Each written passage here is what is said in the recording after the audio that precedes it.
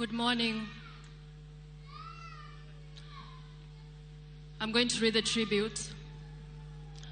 Penzi wangu Johana, kuondoka kwako kumeacha pengo kubwa moyoni mwangu. Ulikuwa mume wangu, rafiki yangu na faraja yangu. Upendo wako utaendelea kuishi ndani yetu milele. Kama ilivyoandikwa katika Biblia, Ruth 1:16. Usinisihi nikuache, nirejee nisikufuate.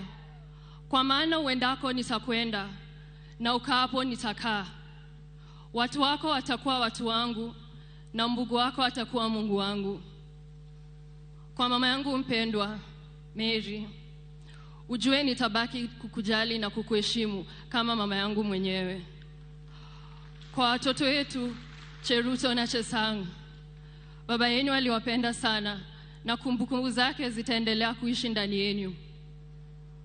Na kwa watu wetu wa Dikir, asanteni kwa upendo wenu.